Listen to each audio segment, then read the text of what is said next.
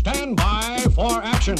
5, 4, 3, 2, 1. Anything can happen in the next half hour.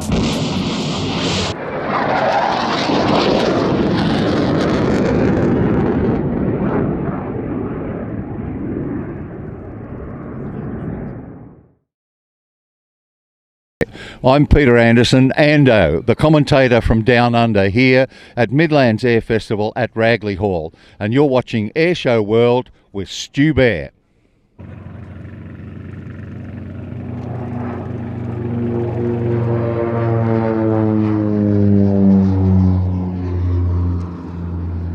Now this is a two-seat twin-engine style, fully aerobatic turboprop light attack and counterinsurgency aircraft. It was developed as a light armed reconnaissance aircraft to meet a specification in 1963 for a very new type of close contact jungle fighting. Now this was basically a specification for Vietnam.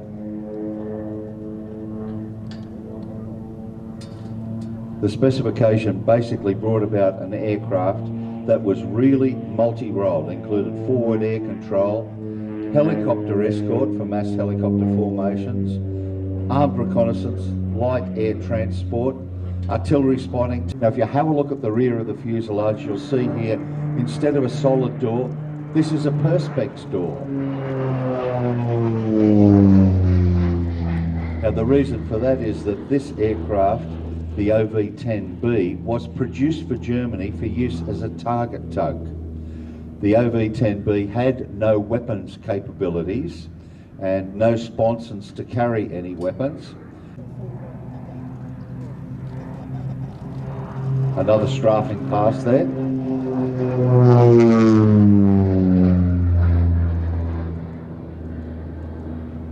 Introduced into combat operations in Vietnam under what was called Operation Combat Bronco. Now this was a field evaluation to see how the aircraft would perform. Another typical strafing pass there by Tony. This aircraft is fully aerobatic.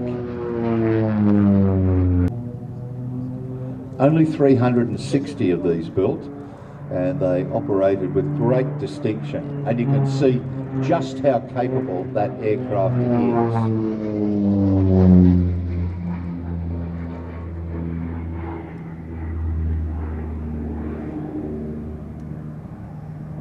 In Vietnam, in Europe, but certainly they played a very, very important role in that conflict. Give him a big wave, ladies and gentlemen. From that incredible cockpit, he can see everything that's going on down here.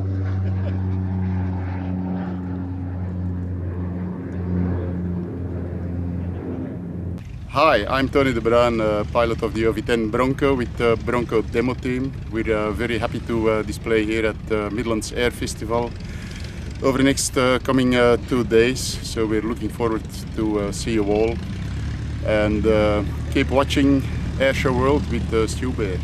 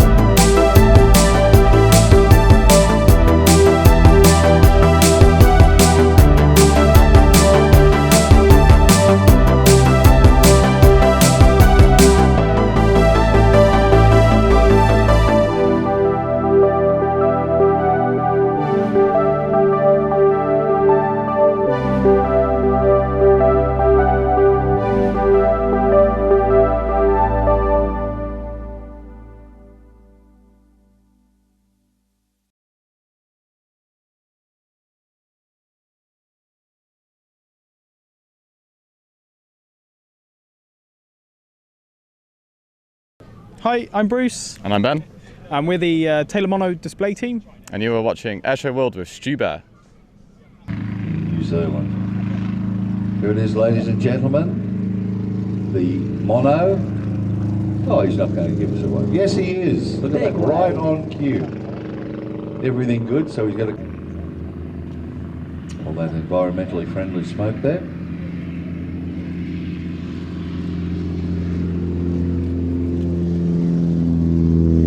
So that smoke is stored in a separate tank inside the aircraft, sometimes where the passenger would sit, and sometimes just... That could be a radio control model.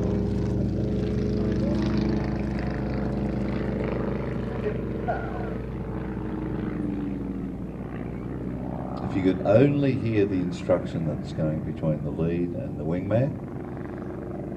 Nice topside pass there.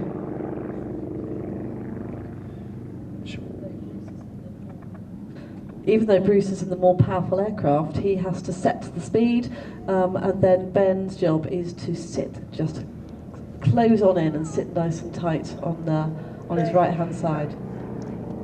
Lock in spots on his aircraft to the lead.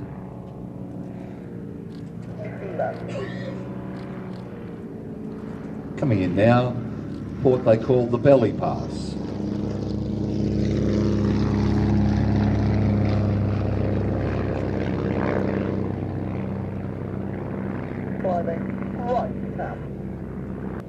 On the red arrows, a tornado pass, but just a little bit simpler and slower. Bobbing and weaving around that smoke system. No going into it.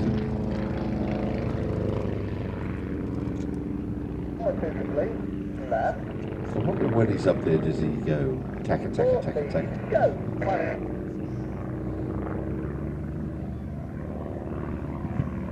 Returning now for what they have called the side slip pass.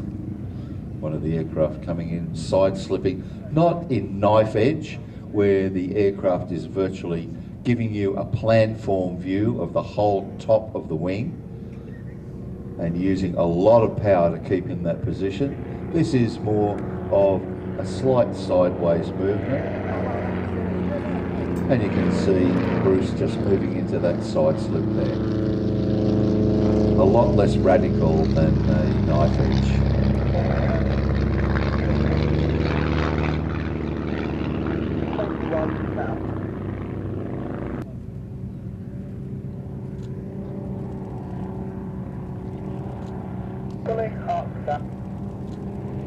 Up and brake. Hi, I'm Bruce from the Mono display team. I'm the lead pilot for the Monos. I fly the yellow and blue Skybolt. I'm 23 and I've been flying for 7 years. And I'm Ben Gilmore. I'm number 2 of the Mono display team. I'm in the little open cockpit trying to chase this guy around. I'm 22 years old and I've been flying for 3 years. We've had the team going for 2 years now, so we've been flying together as a display flying for the last 2 years. Midlands Air Festival this time last year was our first ever display. Since then we've done about 9 or 10, and we've got a lot more planned for the season as it's coming up, which is really exciting. We've changed aeroplanes this year, which is a lot of fun. It's a different display, it's a lot more dynamic, it's a lot more challenging as well, but it's good fun. Yeah, so this year is quite unique because we now have different aircraft. I mean, one aircraft has 200 horsepower, the other one has 50. So pretty much throughout the display routine, I'm in the smaller aircraft. I'm chasing him around, just trying to keep up. There's a lot of manoeuvres you'll see. It's just positioning manoeuvres just to keep up with him. It's good fun. We have smoke now as well, so we get to use that to our advantage as well. So yeah, hopefully a better year for since last year.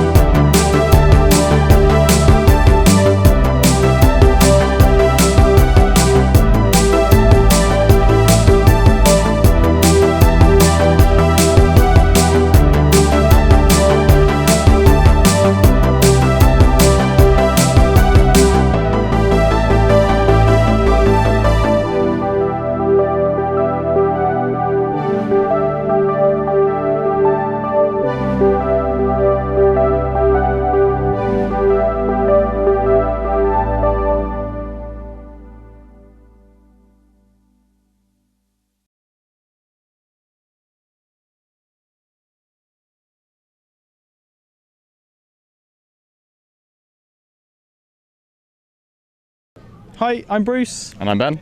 and we're the Taylor Mono display team. And you were watching Airshow World with Stu Bear.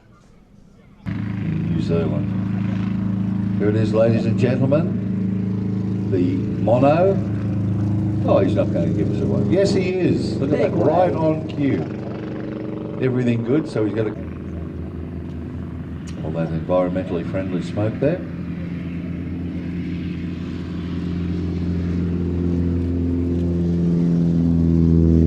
So that smoke is stored in a separate tank inside the aircraft, sometimes where the passenger would sit, and sometimes just... That could be a radio control model.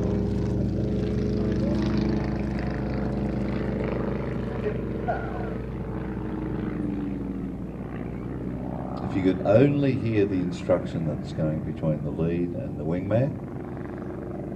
Nice topside pass there.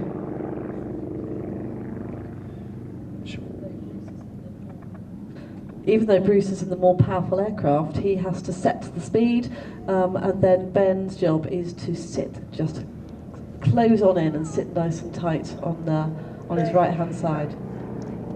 Lock in spots on his aircraft to the lead.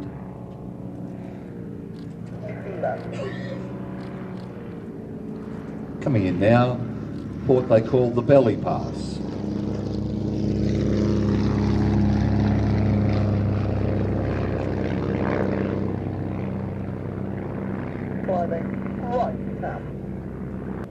On the red arrows, a tornado pass, but just a little bit simpler and slower. Bobbing and weaving around that smoke system. No going inverted.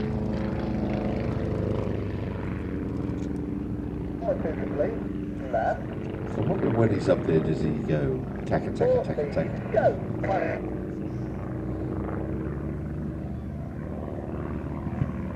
Returning now for what they have called the side slip pass. One of the aircraft coming in side slipping, not in knife edge, where the aircraft is virtually giving you a planform view of the whole top of the wing and using a lot of power to keep in that position. This is more of a slight sideways movement. And you can see Bruce just moving into that side slip there. A lot less radical than a knife edge.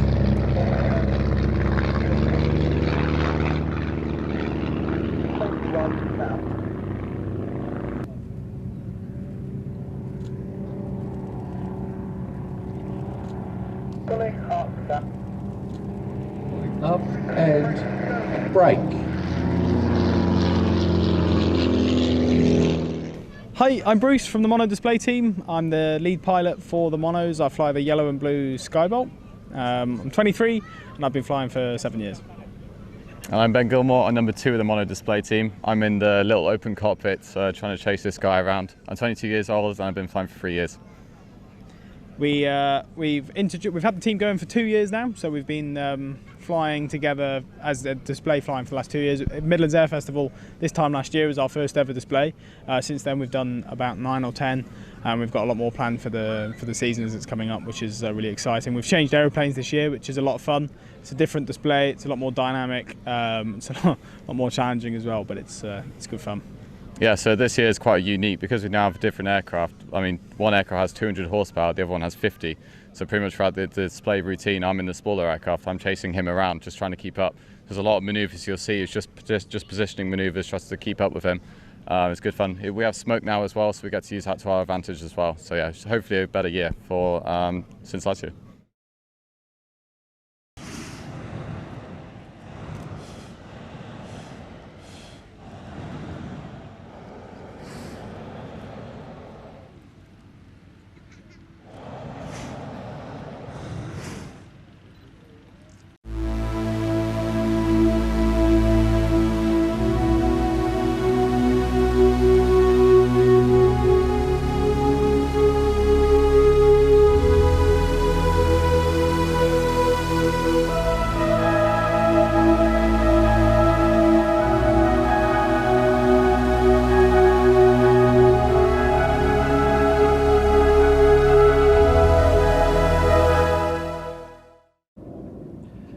DC-6 first flew in February 1946 and was a development of the former DC-4. DC for Douglas Commercial.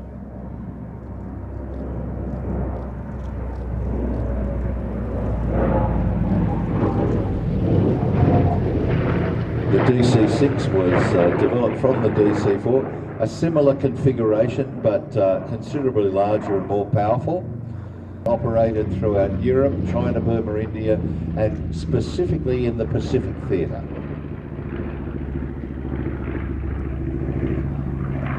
Name was the US Army controlled the aviation element. The US Navy had their aircraft as well. The US Air Force was not formed until 1947. Prior to that was known as the US Army Air Corps or the US Army Air Force. Powered by four 2,500 horsepower Pratt & Whitney radials, 18 cylinders each in 2 rows. The B-25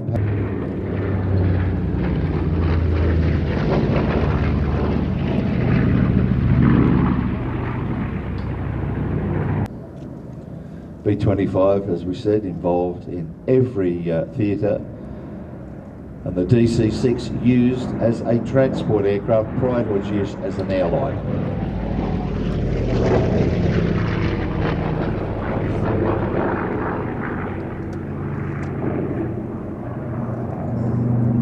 B-20, the bomb aimer nose here, specifically for low-level operations. They were also converted into a strafing aircraft, and that commenced with a guy called Pappy Gunn. That was Major. Then 2 packs of 250 calibers on either side of the fuselage and 2 in the top turret that could be used to fire forward.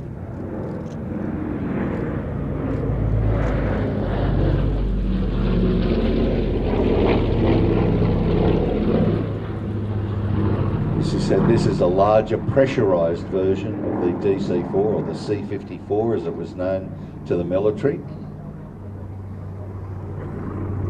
It was later modified for civil airline operation and introduced by American Airlines and United Airlines on the same day as an airliner in November 1947. By the early months of 1949, the DC-6 was being operated worldwide, with services from the USA to Europe, to Buenos Aires, Rio de Janeiro, Sydney, Manila, and Honolulu. They developed cargo versions with slight plugs in the fuselage to lengthen it, different door configurations, and 167 of these were produced as the C-118, or the diameters, can carry between 42 and 89 passengers. It has a cruise speed of about 315 miles an hour, or just over 500 kilometres per hour.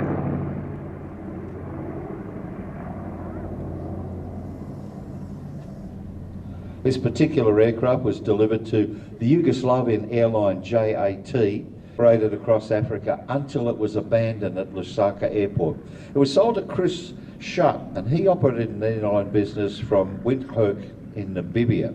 He also purchased its sister aircraft, and both of them had consecutive construction numbers as the last 2 DC-6s that were manufactured.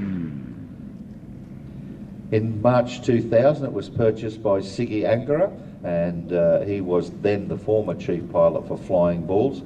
Flown to Salzburg and restored over 3 years. So look at that, ladies and gentlemen. This is not how you see an airliner being flown, but this is being beautifully flown and controlled today, and it is in the capable hands of Raymond Reedman.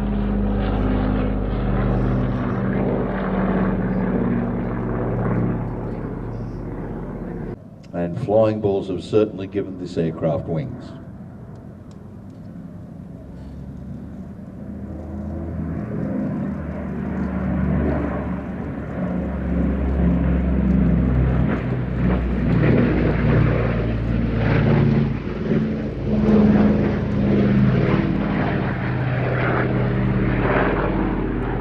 One of of the very last 4-engine, piston-engine airliners flying anywhere in the world. So what you've seen today is a very rare machine.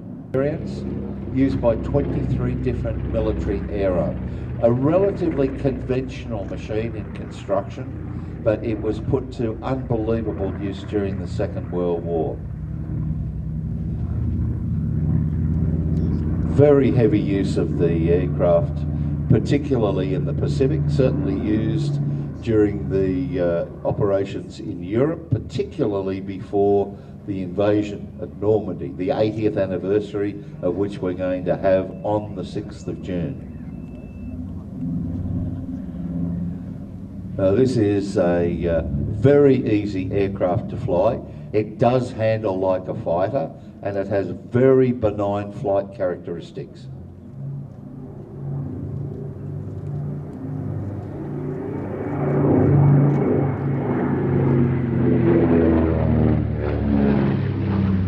Two 1700 horsepower engines, the armament, and then those modifications later introduced to factory runs. One of the most incredible modifications that was undertaken was to fit a 75mm cannon. It was actually an army cannon. They shortened the nose of the aircraft, put this cannon in, and it had to be manually loaded by one of the crew.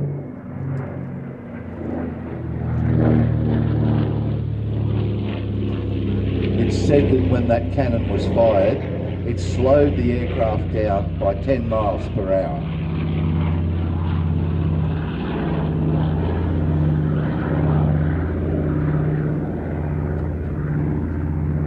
Davis-Monthan Air Base in Arizona, and then later sold to Abe's Aerial Service of Stafford, Arizona. It was fitted with a tank and spray bars under the wings, went through a number of different owners, and finally sold in 1997 to Red Bull Aviation in Las Vegas, Nevada.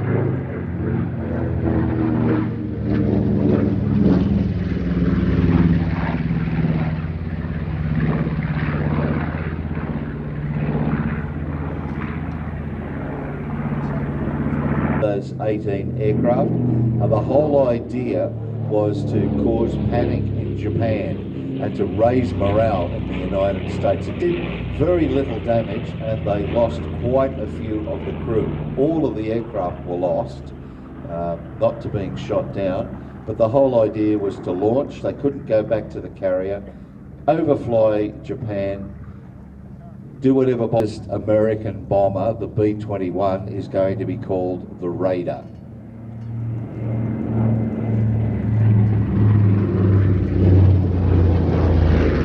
See, just behind the wings on the side of the fuselage there, you have what are... Hello, my name is Squadron Leader Grey Musket. I am Red 10 with the Royal Air Force Aerobatics Team, the Red Arrows. You are watching Airshow World with Stu Bear. Hands together for the 2024 Royal Air Force Aerobatic Team. It's the Red Arrow.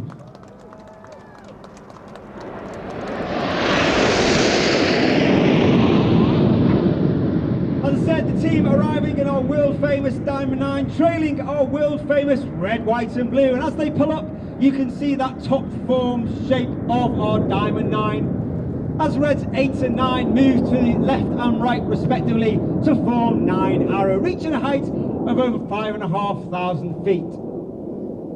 The aircraft start to slow to approximately 120 miles an hour over the top and now increase through 200, 300 back to 400 miles per hour as Red 1 brings them around to the left.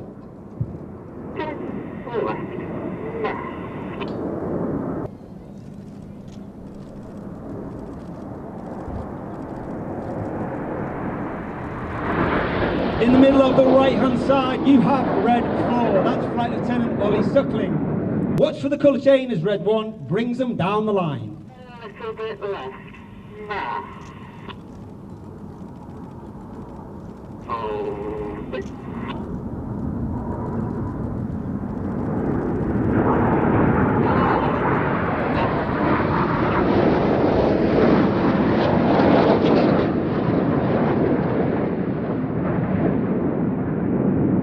In that particular movie you may be able to see the air brakes on the aircraft. They are As we come to the end of the first half, you'll now see a manoeuvre not brought in for nearly 20 years to start the second half. This is the 5-4 split. In the second half, we'll see the more dynamic, high-speed, heart-pumping, jaw-dropping manoeuvres, where we split into two distinct sections. Going off to the right, you've got Reds 1 through 5, named as Enid, named after Enid Blyton's famous 5. And off to the left, 6, 7, 8, and 9, now known as Hannah, named after squadron leader Ray Hannah. One of the first members of the Red Arrows, the only team leader to lead the team for 4 years. He took the team from a 7 to a 9 and formed our world famous Diamond 9. Enid from the right, Hannah from the left. This is the 5-4 pass.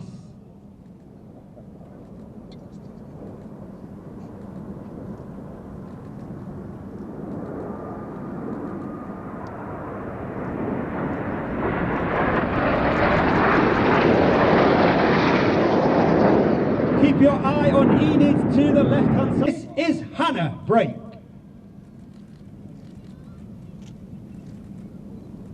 Hannah, flip.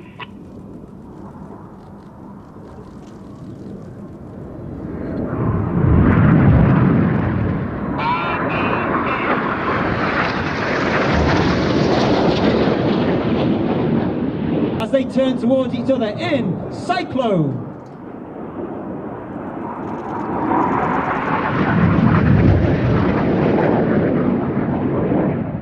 Each aircraft now pulling up to 5G, once again turning hard to each other as they complete their first part of their second half in Slingshot. Coming in from the... He turns hard to the left, lines up with Enid in the distance for the Goose.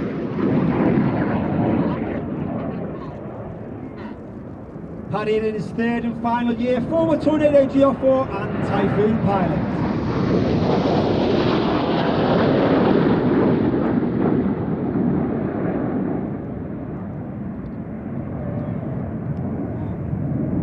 Ready, the smoke comes on as the synchro part for the world famous heart. And this message is for a Chris Hanrahan. Amy Higgins would like to ask you a very special question.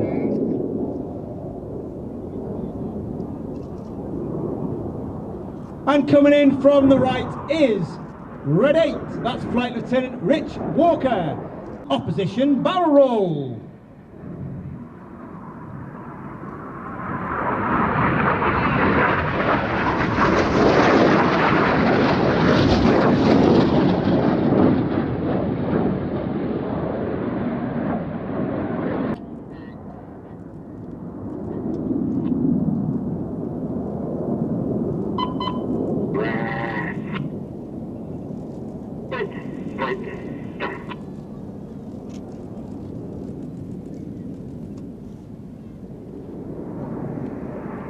Height of over 2.5 to 3,000 feet. They're inverted 60 degrees, nose down, roll the correct way up to finish the manoeuvre called boomerang.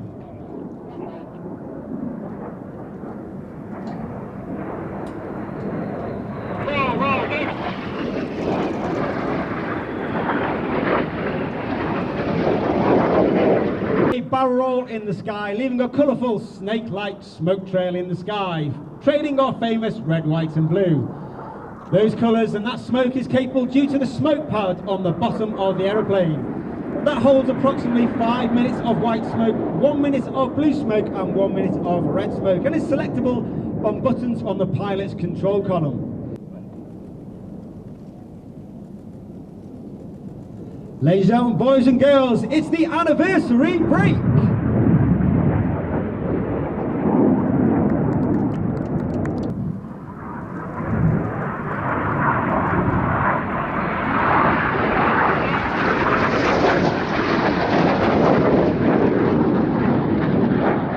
It's been an honour and a pleasure. Please put your hands together for the Red Arrows!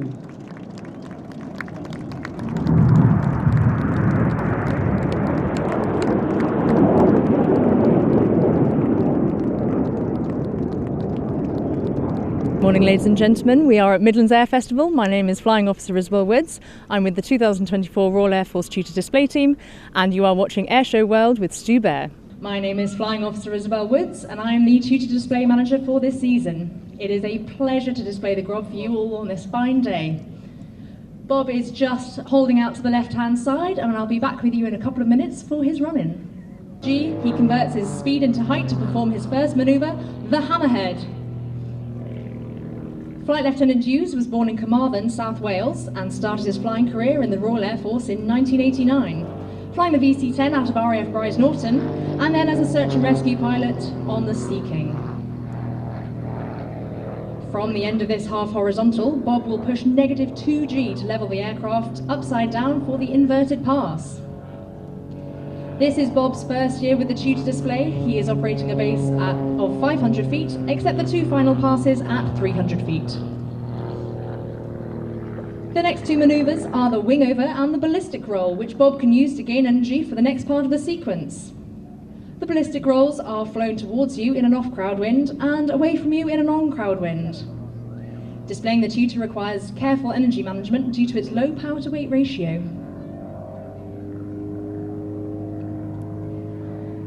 When not displaying, Bob is a qualified flying instructor on 115 Squadron based at RAF Wittering, where he trains the future generation of Royal Air Force pilots, as well as converting frontline pilots into qualified flying instructors.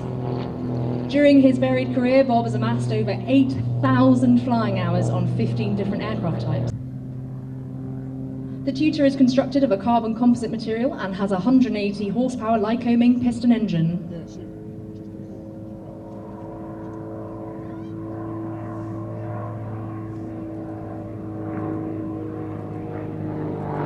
Bob now rolls 90 degrees whilst pointing straight up before completing a stall turn at almost 0 airspeed.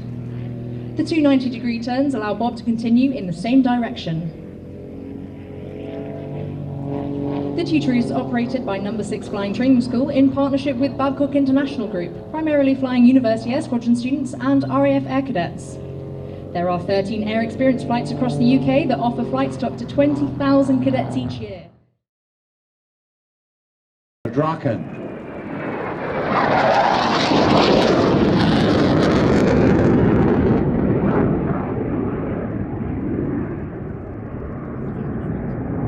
The sound of freedom. Have a look, ladies and gentlemen. When Lars flies past again, have a look at the afterburner flame there and see if you can count how many shock diamonds you can see in the flame from the afterburner. Looking at this aircraft, so modern, it first flew back in 1955 and it was designed for a requirement for a bomber interceptor with a maximum speed of Mach 1.4, 1.4 times the speed of sound in 1955.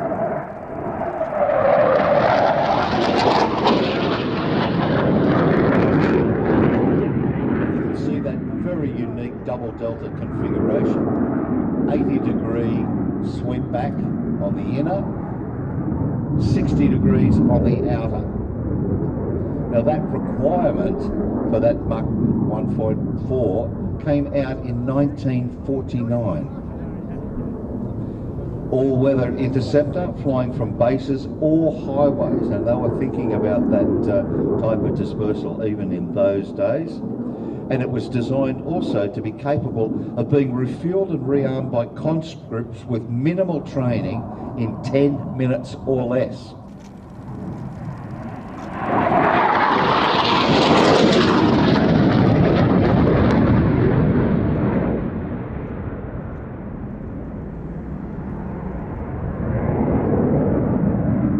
This is powered by a license-built Rolls-Royce Avon, built by Svenska Flugmotor and developing 17,600 pounds thrust in afterburner. When you think of the early Avons, developed about 7,500 what they call dry. Afterburner is termed wet.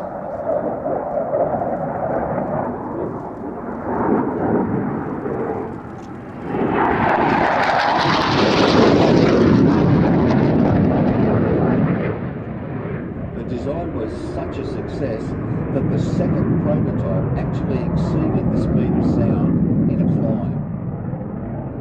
And that wing, very unusual wing shape, it provided excellent high and low speed operations, but revealed what they call super stall characteristics and a very high angle of attack, meaning when the nose is very high relative to the tail of the aircraft.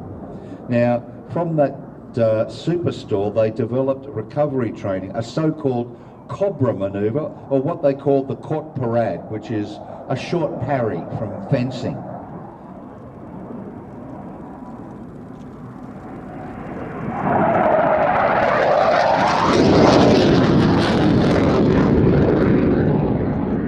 In developing that recovery technique, they inadvertently worked out a form of air combat manoeuvring, because in the recovery there was a very rapid high nose angle that forced the whole plan view of the aeroplane. So you can imagine, instead of going flat, put it going vertical but still going forward, and that pushed the oncoming airflow, dramatically slowing down the aircraft, and any aircraft that was following would automatically overshoot.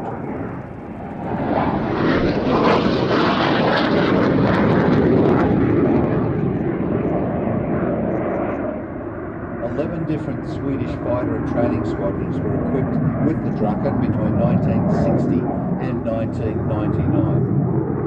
An incredible performing aeroplane, and there were 12 different variants of this, including export variants that went to Austria, Finland and Denmark. Austria had 2 squadrons, Denmark and Finland also, but varying aircraft. Austria had 24, Denmark 51 and Finland 50.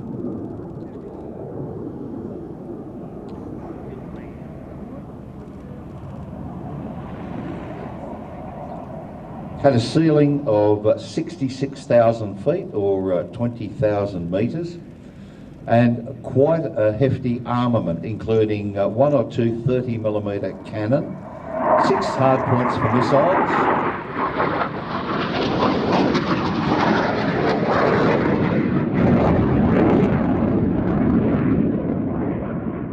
and up to 10,000 pounds of ordnance. The missiles included Sidewinder's Bullpup, the Hughes Falcon and the Mighty Mouse.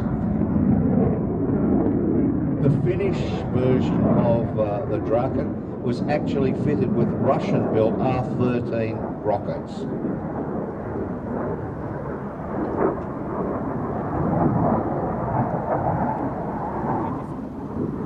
This aircraft started life as one of 230 of the J-35F models, delivered between 65 and 72. It had improved avionics, better integrated radar and missile systems, but the main armament was actually the Hughes Falcon missile and only 1 30mm cannon.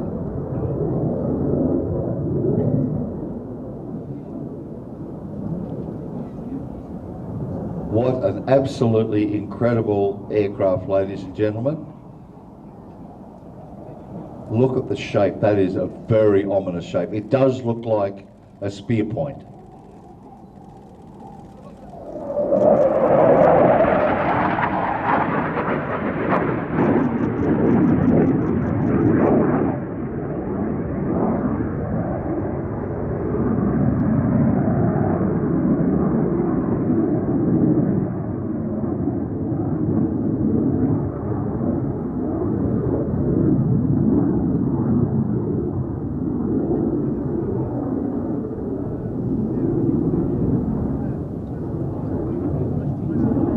Back in from our left.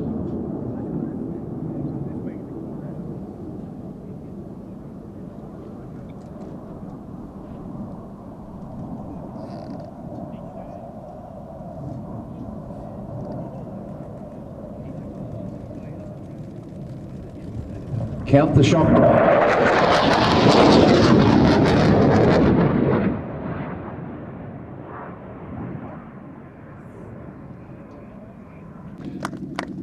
If you ever get the opportunity to see their nighttime pyrotechnics, take it with both hands. It is absolutely beautiful. Tens of thousands of LED lights on the fuselage, plus the wingtip pyrotechnics.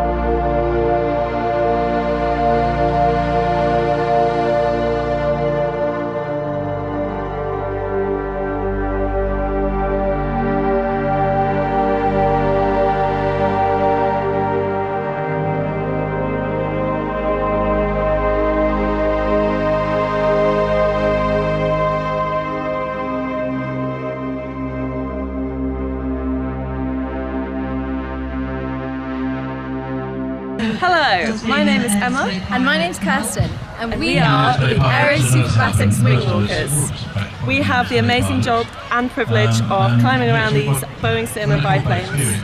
And you're watching Airshow World with Stu Bear. So Emma is on the second aircraft, and there she gets a lovely view of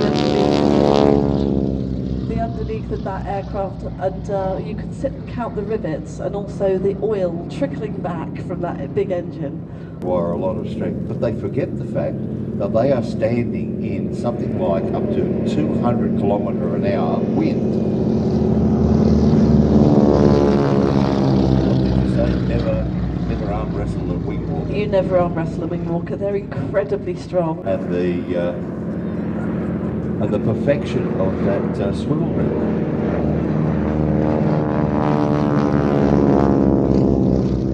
So the swivelling rig, again, I said, we wanted to keep developing the team, the display, keep it exciting. Basically, it changes to the display. So the swivelling rig was designed, bolted to the hangar wall, and then we spent a whole winter trying to get it to work properly. And there is a locking mechanism, a stop, so you can go inverted into a handstand. But now, the girls are, that's Emma on the blue aircraft. She's swiveled sideways, and that's just her stomach muscles holding her in place. In the First World War, when pilots were able to buy aircraft quite cheaply, but still wanted to keep flying, so they would fly around the country persuading people to pay to fly in the aircraft, to make a spectacle and encourage the crowds to come to the nearby field. They would put an engineer or their girlfriend out along the wing, fly low level down the local high street, and the crowds would come out in their Hummer. And then they describe the arc of a beautiful barrel roll, which is if you were going around the inside of a barrel. And this is looking like a very simple manoeuvre, and yet to get it perfect with somebody on the wing is quite difficult. It's definitely something that the pilots are very aware of. It's part of the training, but they need to always be sure that whatever is happening with the aircraft, they're also keeping an eye on their precious cargo up on that top wing. B-52 up there for me to try. We could put an armchair on one, maybe Sally B, that might be big enough. That would just be about the size to carry me. That would be...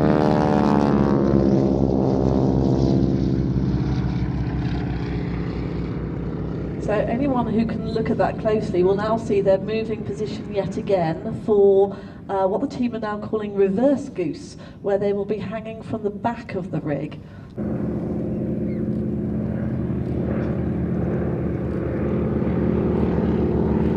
Here they come, and those on the left will already be able to see that they are behind the wing, waving away. Give them a wave. So anyone who wants to try that, just try that at home. Use your staircase banister as your pole and see how you get on. And Steve Newjame, Dave Barrell, Kirsten and Emma from the Aero Superbatics wing walking display team. Give them a big wave, ladies and gentlemen, boys and girls. Hi, it's Stu Bear from Airshow World, and I'm very proud to announce our sponsor, the Kent and Sussex Tea and Coffee Company. And for viewers of Airshow World, you can get 15% off from the world's best tea and coffee company. Plus, you'll be helping Airshow World grow. Just use the code Airshow. That's the Kent and Sussex Tea and Coffee Company.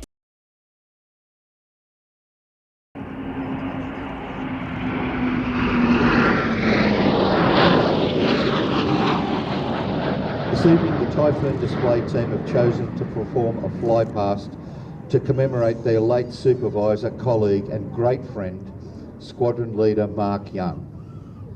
As the display community, we are shaken by the very sad loss. Squadron Leader Mark Long was the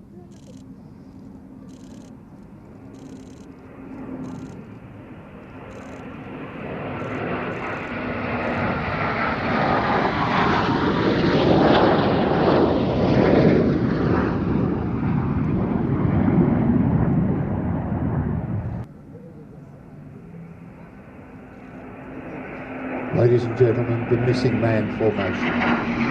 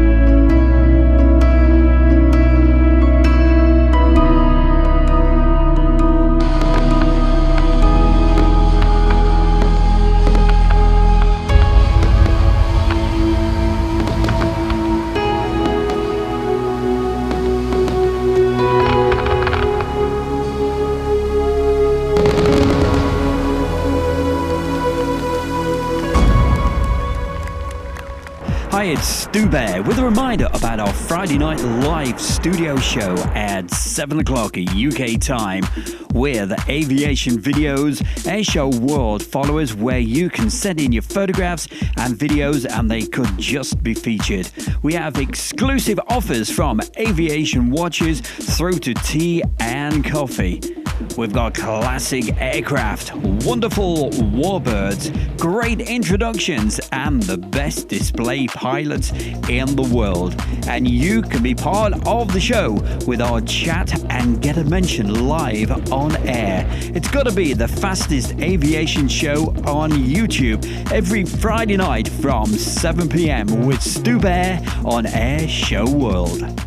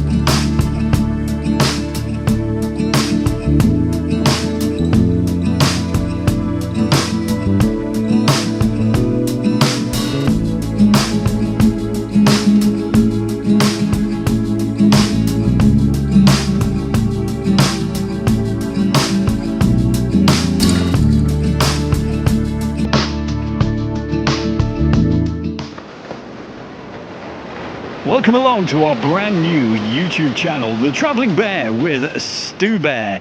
We'll be taking you to some amazing locations while we travel around. We have scenic videos with relaxing music, cycling adventures, camping locations, and some great documentaries, plus lots more. So join us on the Travelling Bear with Stu Bear YouTube channel and subscribe for free right now.